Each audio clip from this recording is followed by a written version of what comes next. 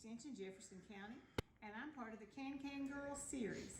I, along with a co-worker, Linda Hyder from the Sevier County office, are doing some videos that will help with canning.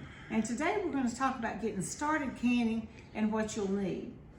The most reliable and inexpensive one that you can invest in will be the regular water bath canner.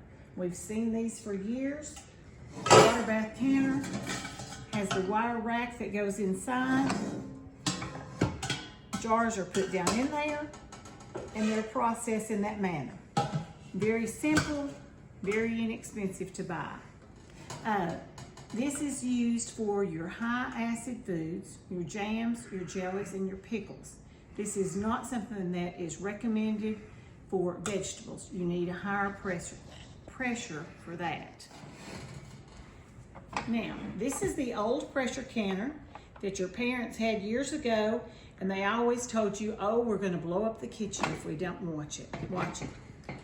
They have got much safer, but this is the one that you would use for your green beans, your meats, your soups, your carrots, all your low acid vegetables, plus your meats and soups. This one has weights on it, and you can tell the weights come off because some recipes will call for 5 pounds of pressure, 10 pounds of pressure, or 15 pounds of pressure. And you'll put that on there, and when it's heating up, it'll start jiggling. And so once some steam starts coming out of here for a solid 10-minute stream, then you're ready that you can start counting your pressure on your vegetables. This one also has, there's a pressure cooker that has a dial on it. And so that you're going to do your green beans to 11 pounds of pressure, it'll have that dial. So don't be as scared of these as we were years ago. But one thing with your pressure canner that you definitely need to do is you need to take it to your extension office once a year and have them check it. They're going to be checking for several things. They'll be checking for your rubber seal to make sure that it's pliable and there's no cracks in it, because you know a little crack in that is going to cause you not to have a seal. If you've got the weighted gauge, this is going to stay 5 pounds forever, 10 and 15 forever. But if you've got the dial gauge, then they've got a way they can check your pressure. Okay? So once you're finished with your canning, the neat thing about this one when you've got it plugged up next to the sink is, right down here, we have got a spout, and it will actually drain all of that water out for you. Another thing I like about this is you can tell this takes up a lot of space, and even though it takes up more space than this one,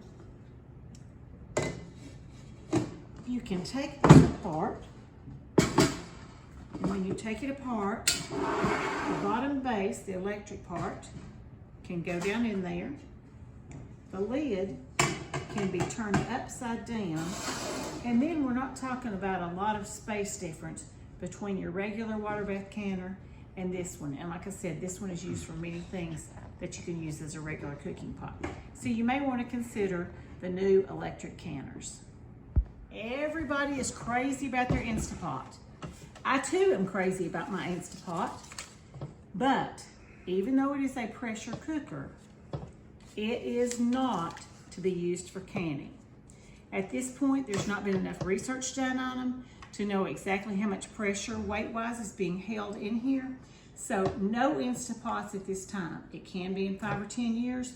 They'll fix them, and there's some companies that say that they are ready for canning, but USDA and UT Extension are not ready to approve them at this time.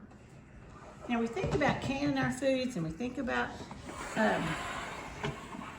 doing the water bath and the pressure cookers, but I want you to consider that sometimes you're going to want to consider dehydrating your food.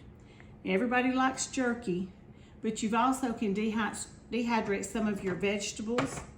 And so this is a dehydrator that there's recipes, and it'll tell you exactly what temperature and how long to do that. That's not one of those things that you're going to walk off and leave. So do it at a time that you're going to be home for a little while. But one last thing. These have been around for several years, and this is the Food Saver. and it actually shrink wraps your food. So it may be leftovers that you're shrink wrapping.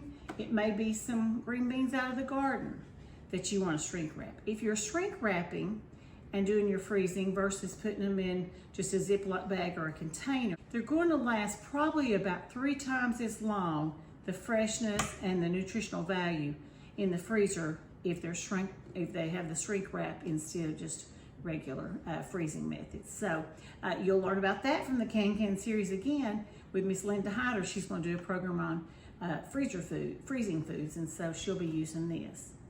So one last thing that we need to talk about is your stove. Whenever you're canning, your water bath, you can get by with a glass stovetop. With your pressure canner, you cannot use that stove, because if you've ever used a glass top stove, you'll see every now and then it'll get red and then it'll go back down. It's regulating itself, but we don't know when it goes back down how long the pressure is staying in the pressure canner.